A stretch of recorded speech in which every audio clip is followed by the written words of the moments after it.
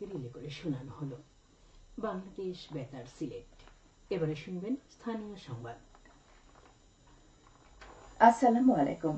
বাংলাদেশ বেতার সিলেট সংবাদ পড়ছি মিলি ঘোষ। প্রধান উপদেষ্টা প্রফেসর ডক্টর মোহাম্মদ ইউনূস বলেছেন, গণমাধ্যম সংস্কার কমিশনের কাছ থেকে পাওয়া সংস্কার প্রস্তাবগুলোর মধ্যে যেসব এখনই বাস্তবায়নযোগ্য সেগুলো অন্তর্বর্তী সরকার অতি দ্রুত কার্যকরের উদ্যোগ নেবে। গতকাল রাষ্ট্রীয় অতিথি ভবন যমুনায় গণমাধ্যম সংস্কার কমিশনের প্রতিবেদন হস্তান্তরকালে প্রধান উপদেষ্টা এই কথা বলেন। বাংলাদেশের টেলিভিশন চ্যানেলগুলো যাতে বিদেশে অবস্থানরত বাংলাদেশিরা এবং আগ্রহী বিদেশিরা দেখতে পারেন সেজন্য প্রয়োজনীয় ব্যবস্থা নেবে সরকার। সুনামগঞ্জের শান্তিগঞ্জ উপজেলার সাংহাই হাওরের বুক চিরে নির্মিত সড়ক পরিদর্শন করেছেন দুর্যোগ ব্যবস্থাপনা ও ত্রাণ মন্ত্রণালয়ের সচিব মোহাম্মদ মুস্তাফিজুর রহমান।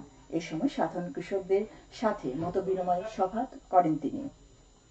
সভা শেষে তিনি বলেন, হাওরের মধ্য দিয়ে সড়ক নির্মিত হওয়ায় কৃষকরা ক্ষতিগ্রস্ত